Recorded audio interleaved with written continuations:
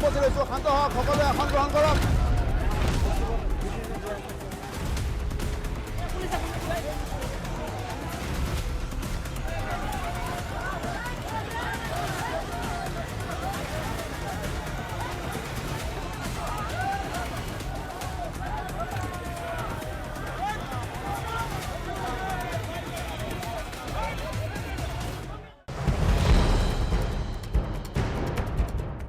নমস্কাৰ প্ৰিয় দৰ্শক, নিউজ 18 অসম নৰ্থ ইষ্টৰ বিশেষ অনুষ্ঠান নিৰ্বাচন এক্সপ্ৰেছলৈ সকলোকে স্বাগতম জনাইছোঁ। অসমৰ বিভিন্ন প্ৰান্তৰ ৰাইজৰ মনৰ কথাৰ বুজ লৈ আজি আমি উপস্থিত হৈছোহি দক্ষিণ শালমৰা মানকাছাৰ জিলাত।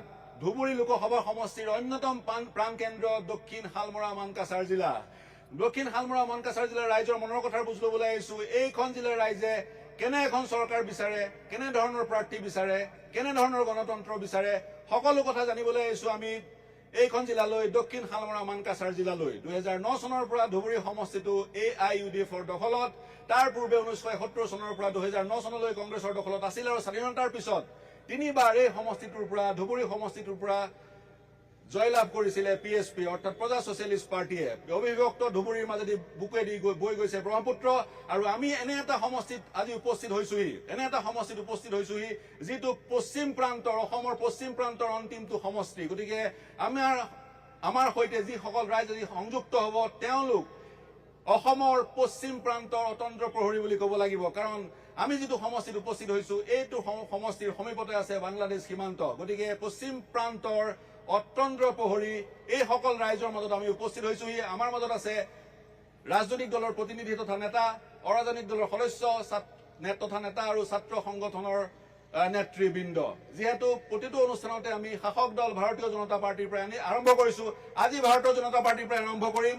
তেওঁলোকে কি ক'ব এই নিৰ্বাচনৰ বিষয়ে, বা ভাৰতীয় জনতা পাৰ্টীৰ অসম গণ পৰিষদৰ সন্মিলিত প্ৰাৰ্থী এই সমষ্টিটোত কি ক'ব, মই আপোনাৰ পৰা আৰম্ভ কৰিম। আৰু এটা কথা মই অনুৰোধ জনাম সকলোকে, মন্তব্যটো কৰাৰ আগতে নামটো আৰু পৰিচয়টো দিবলৈ অনুৰোধ জনাম। মই মনিৰুজ্জামান মণি, ভাৰতীয় জনতা পাৰ্টি দক্ষিণ শালমৰা মানকাছাৰ জিলাৰ উপসভাপতি। আজি আমাৰ গোটেই ভাৰতবৰ্ষব্যাপী যি উন্নয়নৰ ধাৰা, এই উন্নয়নৰ ধাৰাৰ ওপৰত ভিত্তি কৰি লগতে তিনিবাৰ আমি এনে এজন সাংসদক আমাৰ ভোটাৰসকলে ভোট দিছিলে, যি সাংসদক কোনো চৰকাৰে গ্ৰহণেই নকৰে, যি পাৰ্টিটো। তো এনেকুৱা এটা পৰিস্থিতিত পাৰ্টিক আমাৰ অঞ্চলেও এইবাৰ গ্ৰহণ নকৰা হ'ব। উন্নয়নৰ ধাৰাৰ কথা কৈছে, উন্নয়ন হৈছে নে আপোনালোকৰ সমষ্টিটোত?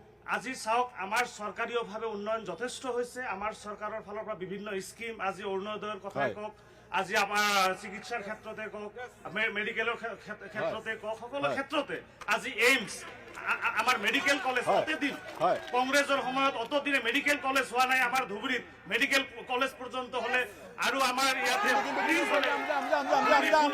পৰ্যন্ত হলে। গতিকে এইবাৰ উন্নয়নৰ পক্ষত আমাৰ ধুবুৰী লোকসভা সমষ্টিৰ ভোটাৰে উন্নয়নৰ পক্ষত ভাৰতীয় জনতা পাৰ্টীৰ মিত্ৰজোঁটক ভোট দিব। হয়, মই দিয়ে ফেৰ সকলোৱে ক'ব। হয়, কেমেৰাৰ সন্মুখলৈ আহক, প্ৰত্যুত্তৰ দিয়ক। আজি তেখেতে কৈছে, মই ধন্যবাদ জনাইছো তেখেতক। আজি তেখেতে ভাৰতীয় জনতা পাৰ্টীৰ হয়, তেখেতে কৈছে যে আমাৰ ধুবুৰী মেডিকেল কলেজ কৰিছে, আমাৰ চৰকাৰে দিছে। হয়, আমি মানি লৈছো।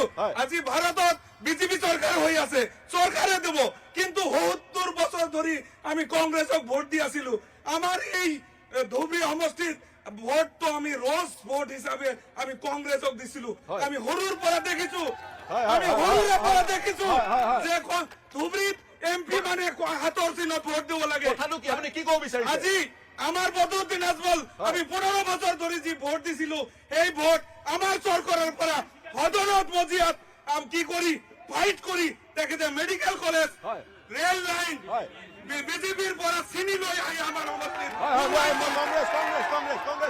কংগ্ৰেছ কি ক'ব আপুনি? কি ক'ব আপোনাৰ পৰিচয়টো? মোৰ নাম ৰফিকুল ইছলাম, মই জেনেৰেল ছেক্ৰেটাৰী জিলা কংগ্ৰেছ কমিটিৰ।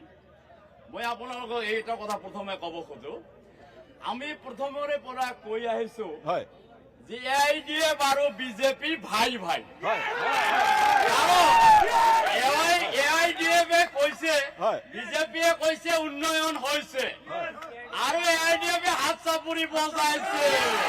গতিকে হেমন্ত আৰু বিশ্ব শৰ্মাৰ আজমল ভাই। দক্ষিণ শালমৰা মানিকাছাৰ জিলাৰ হাত চিঙি মাৰি এইটো প্ৰতিষ্ঠা হৈ গ'ল। হয়। গতিকে এতিয়া উন্নয়ন একো হোৱা নাই, উন্নয়ন একো হোৱা নাই।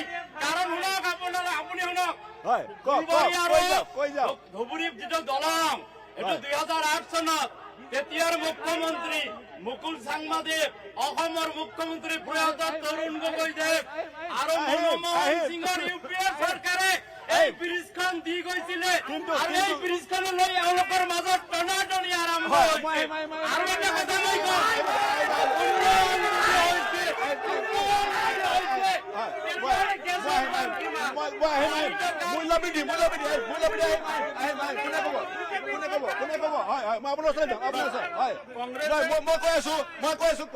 কংগ্ৰেছৰ প্ৰতিনিধিগৰাকীৰ অভিযোগ বিজেপি আৰু AIUDF বাই বাই।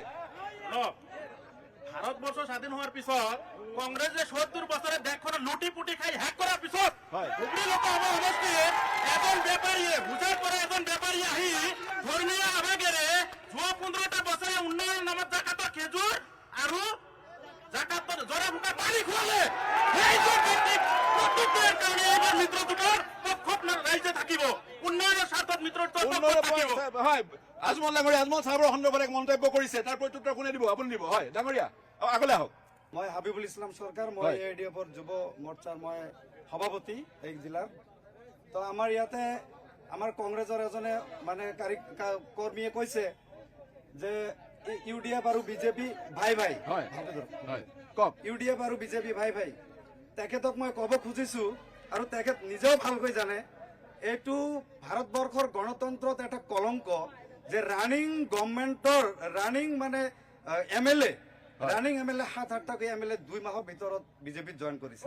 তেখেতে কি প্ৰমাণ কৰিব খুজিছে? আৰু সংক্ষেপ আৰু আমাৰ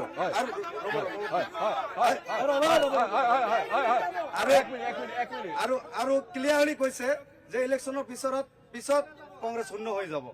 আৰু মই বিজেপিৰ কৰ্মকৰ্তাসকলক ক'ব খুজিছো, আপোনালোকে উন্নয়নৰ যিটো কথা কৈছে, ইয়াতে এটা বস্তু চাব লাগিব, ডেভেলপমেণ্ট এণ্ড ৱেলফেয়াৰ। দেশ এখন উন্নয়ন হ'বলৈ হ'লে ৰাষ্ট্ৰীয় পৰ্যায়ত দেশক প্ৰমাণ কৰিব লাগিব, দেশত GDP কিমান, দেশত ৰাইজৰ লোন কিমান, এইটো প্ৰমাণ কৰিব লাগিব।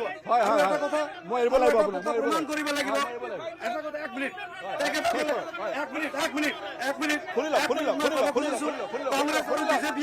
কংগ্ৰেছ আৰু বিজেপিয়ে ক'ব খুজিছে উন্নয়ন হোৱা নাই। কংগ্ৰেছৰ গভৰ্ণমেণ্ট, আমাৰ যেতিয়া বদৰুদ্দিন আজমল MP আছিল, তেখেতে একবাৰ UPA সমৰ্থন দিছিল, এতিয়া NDA চৰকাৰ। গতিকে বদৰুদ্দিন আজমল চাহাবে নৰ্থ ইষ্টৰ নাই কোনেও শুনা নাই। বহক।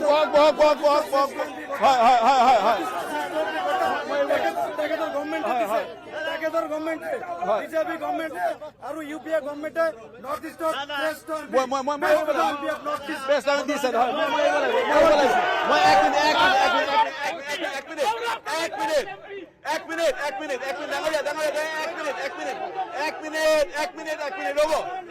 দক্ষিণ শালমৰা মানকাচৰত কি উন্নয়ন হৈছে, ধুবুৰীত কি উন্নয়ন হৈছে বা কি হ'বলগীয়া আছে, শিক্ষাখণ্ড স্বাস্থ্য খণ্ডত কি উন্নয়ন হৈছে বা হ'বলগীয়া আছে, মূলতঃ আমি এই সমষ্টিটোৰ এই স্থানৰ বিষয়ে প্ৰশ্ন সুধিম বা মন্তব্য এই স্থানৰ বিষয়ে সীমিত ৰাখিবলৈ অনুৰোধ জনাম। সমান্তৰালকৈ দেশ ৰাজ্যৰ সকলো কথা সুধিম। ৰাজনীতিৰ মই পুনৰ আৰম্ভ কৰিছোঁ, মই কংগ্ৰেছৰ পৰা আৰম্ভ কৰিছোঁ। হয় ডাঙৰীয়া, হয় কি ক'ব, কেনেকুৱা হৈছে উন্নয়ন বা কি দেখিছে?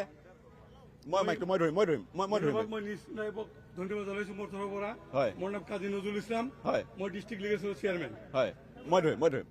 উন্নয়নৰ ফালৰ পৰা যদি আমি ক'ব পাৰো, আমাৰ বন্ধুজনে ক'লে যে শ্ৰেষ্ঠ এমপিৰ ভিতৰত আজমল সাহেব শ্ৰেষ্ঠ এমপি, কিন্তু মই যিটো দেখিছো যে এই 15 বছৰৰ ভিতৰত আজমল সাহেবৰ কোনো অৱদান নাই আমাৰ ডিষ্ট্ৰিক্টত।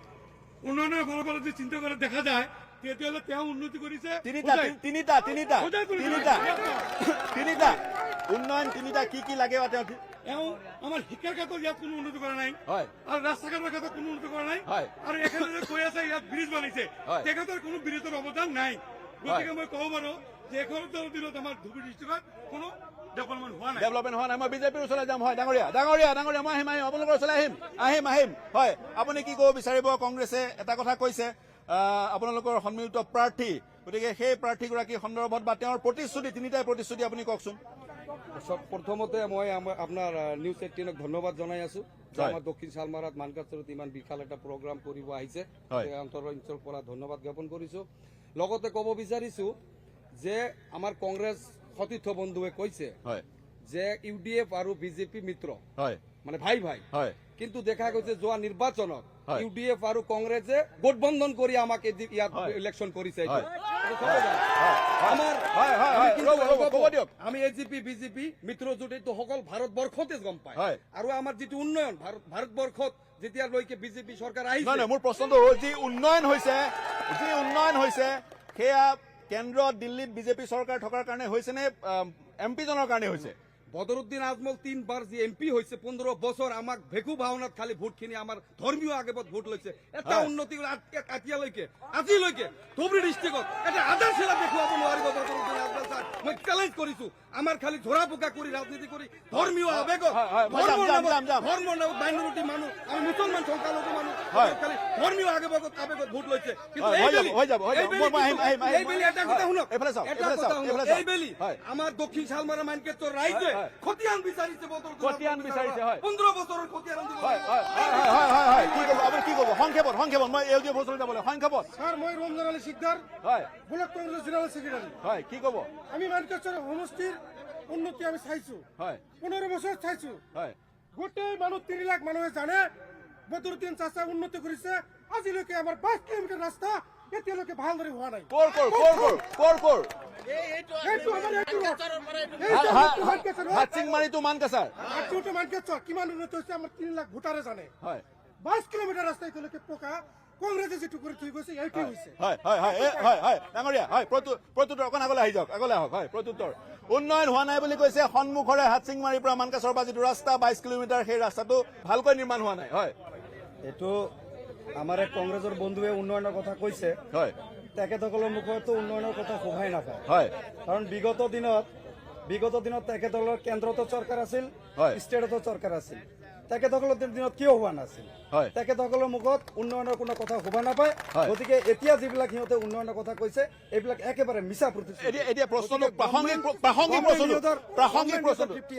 প্ৰাসংগিক প্ৰশ্নটো আজমল ডাঙৰীয়াই যিখিনি উন্নয়ন কৰিলে তাৰ 3টা উন্নয়নৰ আপুনি তালিকা দিব পাৰিব 3টা উন্নয়ন মই তেতিয়া সেইকেইটা কথা লৈ মই এওঁলোকৰ ওচৰলৈ যাবলৈ সুবিধা হ'ব মই ইয়াৰ পিছত অৰাজনৈতিক সংগঠন লৈ যাম 3টা নহয় আপোনালোকৰ নেতাই কৈছে প্ৰথমবাৰ এমপি হল তেতিয়া আমাৰ ইউপিএ গভৰ্ণমেণ্ট আছিল আৰু আমাৰ বদৰুদ্দিন আজমল সাহেবে তেতিয়া ইউপিএ গভৰ্ণমেণ্টৰ অংশীদাৰ আছিল আৰু তেতিয়াৰ দিনত বদৰুদ্দিন আজমল সাহেবে প্ৰথমবাৰৰ কাৰণে ধুবুৰী ফুলবাৰী ব্ৰিজ 7 টাইম স্থাপন কৰিছে আৰু ইউপিএ গভৰ্ণমেণ্টৰ অংশীদাৰ হিচাপে তেখেতে ব্যক্তিত্বৰ বলত তেখেতে এজ এ কেণ্ডিডেটৰ বলত তেখেতে ছিঙি লৈ আহি আজি ধুবুৰী আৰু ফুলবাৰী ব্ৰিজ নিৰ্মাণ কৰি উন্নয়ন কৰিছে আৰু যিটো উন্নয়নৰ কথা কৈছে বিজেপিয়ে যিটো উন্নয়নৰ কথা কৈছে বিজেপিয়ে সবকা সাথ সবকা বিকাশ আৰু মূল্য বৃদ্ধিৰ ওপৰত নাৰা লগাই দেশৰ গভৰ্ণমেণ্টত আহিছে তেখেতে আজি যিটো মূল্য বৃদ্ধিৰ প্ৰব্লেম গোটেই দেশ চলি আছে আপুনি শুনক অমৰ লগত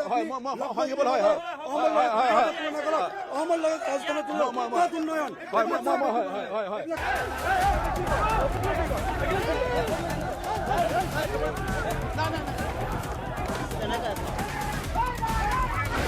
মানকাছৰ উপস্থিত হৈছো শান্ত হওক সকলোৱে আসন গ্ৰহণ কৰক